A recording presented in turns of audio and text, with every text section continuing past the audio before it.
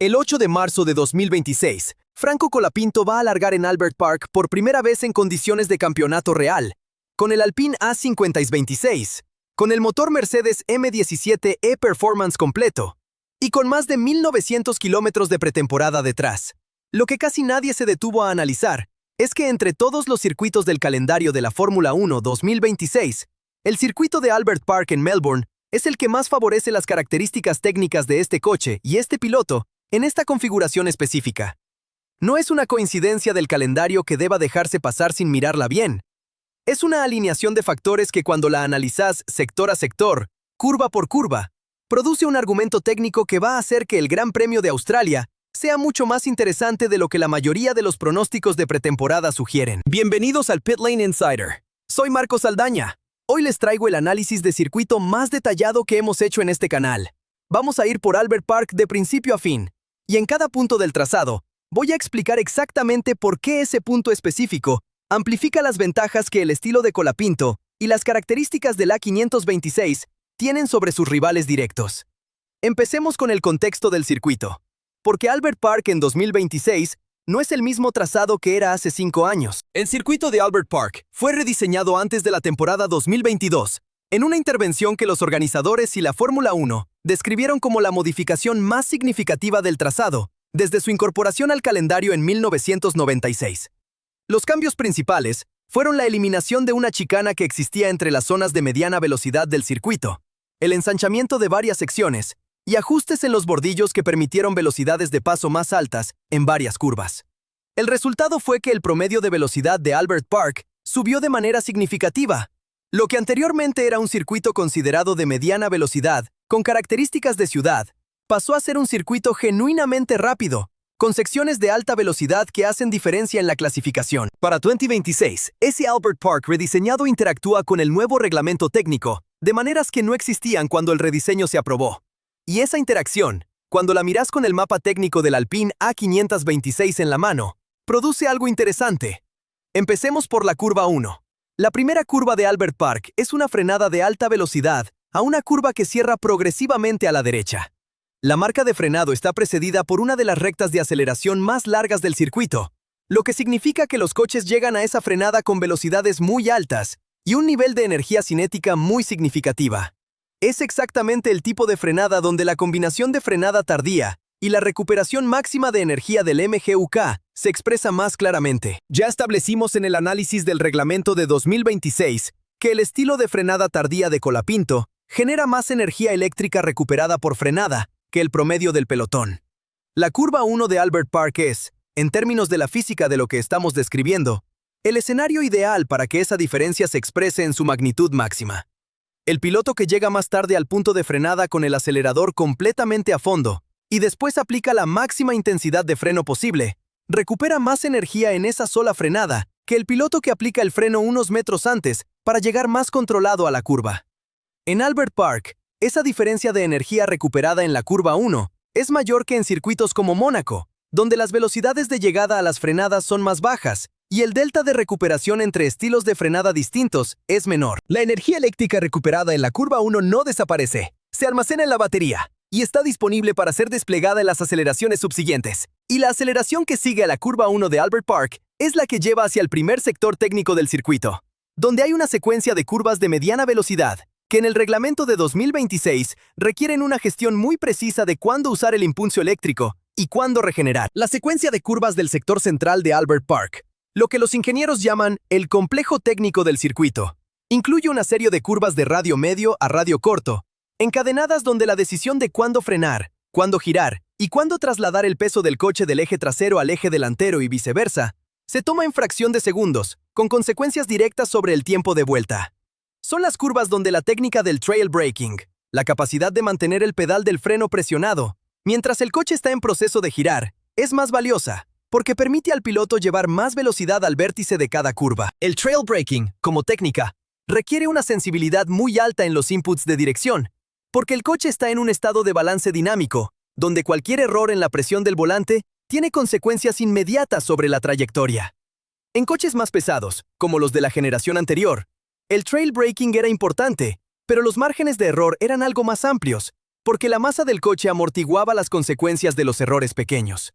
En los coches de 2026, que son 30 kilogramos más livianos, esos márgenes son más estrechos, y las recompensas del trail braking ejecutado correctamente son proporcionalmente mayores. El estilo de Colapinto, que los ingenieros de Williams describieron como idioma nativo, y que los datos de los tests de Bahrein confirman como uno de los más precisos en los inputs de dirección del pelotón actual, está específicamente diseñado para aprovechar esos márgenes más estrechos y esas recompensas más grandes.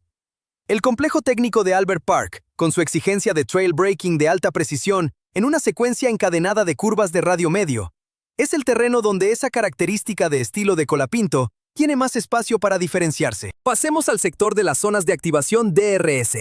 Albert Park, en la versión rediseñada, tiene zonas de activación del sistema de reducción de arrastre aerodinámico, que en la generación anterior generaban ventajas de tiempo de alrededor de 3 a 5 décimas en las rectas donde se activaban. En el reglamento de 2026, el DRS como sistema independiente fue reemplazado por la aerodinámica activa del conjunto del coche, que en el modo de recta reduce el arrastre de manera más integral que el simple abatimiento del ala trasera de la generación anterior. El efecto es que los periodos de recta en Albert Park, que con el DRS convencional ya generaban diferenciales de velocidad punta importantes, con el sistema de aerodinámica activa de 2026, generan diferenciales todavía mayores entre coches que entran al modo de recta con más energía eléctrica disponible y coches que lo hacen con energía más limitada. El coche que hace las frenadas más tarde y por tanto recupera más energía eléctrica, llega a las zonas de alta velocidad de Albert Park con más energía disponible para desplegar, y en las rectas largas de Albert Park, donde la competencia es directa entre coches en la misma zona de asfalto, esa disponibilidad extra de energía eléctrica se traduce en décimas adicionales de ventaja de velocidad punta, que el rebuffet de activación aerodinámica amplifica todavía más. Estamos hablando de un efecto acumulativo a lo largo de cada vuelta, que en Albert Park tiene más puntos de expresión que en la mayoría de los circuitos del calendario. Ahora quiero hablar del factor que probablemente es el más subestimado en los análisis previos al GP de Australia de todos los años, y que en 2026 tiene una relevancia adicional. Me refiero al clima. Melbourne en marzo tiene una reputación en el paddock que los pilotos veteranos reconocen de inmediato cuando se discute la carrera. El tiempo en Albert Park es genuinamente impredecible. No en el sentido de que llueva siempre, sino en el sentido de que las condiciones pueden cambiar de manera abrupta durante la sesión de clasificación o durante la carrera. Un fin de semana que empieza seco puede terminar con lluvia intensa en el sprint de clasificación y vuelta a seco para la carrera. O la variante opuesta. El paddock tiene protocolos para el clima variable, pero la ejecución de esos protocolos en condiciones mixtas requiere que el piloto sea capaz de adaptar su estilo a superficies cuyo índice de agarre está cambiando en tiempo real. Colapinto bajo la lluvia tiene una evidencia concreta y documentada. El Gran Premio de Sao Paulo de 2024, que analizamos en detalle en este canal, fue la demostración más clara de que bajo condiciones de lluvia, Franco no baja el ritmo de la manera en que la mayoría de los pilotos lo hace. En condiciones mixtas, que son las más difíciles de gestionar, la sensibilidad áptica que hace que su estilo sea inusualmente preciso en seco se convierte en una ventaja categórica, porque el feedback del asfalto llega al piloto con una riqueza de información que los que no tienen ese nivel de sensibilidad no pueden procesar con la misma rapidez. Si Melbourne 2026 tiene condiciones mixtas, si la lluvia aparece en algún punto del fin de semana, el factor de ajuste sobre los pronósticos de posición de Colapinto debería ser positivo. No porque en la lluvia se gane o se pierda el campeonato, sino porque en la lluvia, las diferencias entre pilotos se amplifican de una manera que los datos de carrera en seco no siempre pueden predecir, y en ese contexto, el punto de partida de Franco es mejor que el de muchos de sus rivales directos. Vayamos ahora al aspecto de gestión de neumáticos, que en Albert Park tiene características específicas que diferencia este circuito de otras pistas del calendario. Albert Park es históricamente uno de los circuitos donde la degradación de los neumáticos es relativamente baja comparada con el promedio del calendario. Esto significa que las estrategias de una sola parada son posibles, que las decisiones sobre cuándo parar son más abiertas, y que el factor limitante no suele ser cuánto dura el neumático, sino cuánto ritmo puede extraer el piloto de él de manera consistente durante el stint. En un circuito de baja degradación, el piloto que puede correr más rápido durante más tiempo sin que el neumático se degrade de manera no lineal tiene una ventaja estructural de estrategia. Y la ventaja de calentamiento de neumáticos que el estilo de Colapinto genera, que en los tests de Bahrein se expresó en que el compuesto duro entraba en ventana de temperatura óptima 2 vueltas antes que con Gasly. En el contexto de baja degradación de Albert Park, Significa que la ventana donde Franco puede correr a ritmo máximo, antes de que la gestión del neumático se convierta en un factor limitante, es potencialmente la más larga del pelotón, entre los coches con características similares. Hay que ser cuidadoso con no sobrevender este argumento. Un circuito de baja degradación no es sinónimo de un circuito donde el neumático no impone límites. Sigue imponiéndolos. Pero en un circuito donde el margen para gestionar esa degradación es más amplio, el piloto que tiene el mejor punto de partida en términos de temperatura del neumático, gestiona ese margen con más comodidad que el que lo tiene más ajustado. Voy a agregar un último elemento que tiene que ver con la naturaleza de las primeras carreras de temporada, y con lo que implican específicamente para un equipo que ha cambiado de motor. Cuando un equipo usa un motor nuevo por primera vez en condición de campeonato, hay variables de comportamiento del conjunto motor-coche que simplemente no se pueden simular completamente en los tests. El comportamiento térmico del motor bajo las condiciones específicas de carga aerodinámica de cada circuito. La manera en que el sistema de gestión de batería interactúa con los requerimientos energéticos específicos de ese trazado. Los mapas de motor que los ingenieros van a tener que ajustar durante el fin de semana, en respuesta a lo que el coche dice en las prácticas libres. Para un equipo establecido con un motor que conoce bien, ese proceso de ajuste de primeras carreras es más rápido. Para Alpine, que está usando el Mercedes M17, por primera vez en condición de Gran Premio Real, el proceso va a tomar algunas carreras antes de que todos los parámetros estén completamente optimizados. Eso por sí solo podría sonar negativo, pero tiene una implicación adicional que lo invierte. Si el rendimiento de Alpine en Australia es el resultado de un motor que todavía está en proceso de optimización completa para este coche y este circuito específico, lo que veamos en Melbourne va a ser el piso del rendimiento del paquete para 2026, no el techo.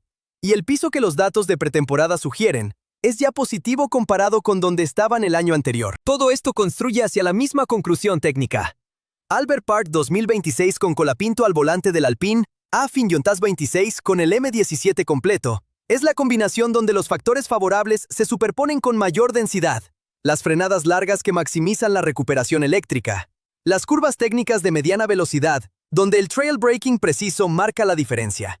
La variabilidad climática que favorece la sensibilidad áptica en condiciones cambiantes, la baja degradación que amplifica la ventaja de calentamiento de neumáticos, y el hecho de que el motor empiece a optimizarse durante el fin de semana, de una pista donde sus características naturales de entrega de par ya favorecen el estilo de este piloto. No todos los circuitos del calendario 2026 van a tener esta densidad de factores favorables simultáneamente. Hay circuitos donde algunas de las ventajas que Albert Park amplifica van a ser más neutrales. Hay circuitos donde las características del A526 van a encontrar limitaciones que este análisis no aplicaría de la misma manera. Pero para el primer gran premio de la temporada, el debut del conjunto completo, el momento donde el mundo va a ver por primera vez qué es realmente esto que Briatore lleva construyendo, Albert Park 2026 es el lugar correcto. El semáforo se apaga el 8 de marzo, y los datos dicen que cuando eso pase, lo que veamos va a ser más que una promesa confirmada por la pretemporada. Va a ser el primero de los argumentos que este canal ha estado construyendo semana a semana, expresado en tiempo real, sobre el asfalto de Albert Park.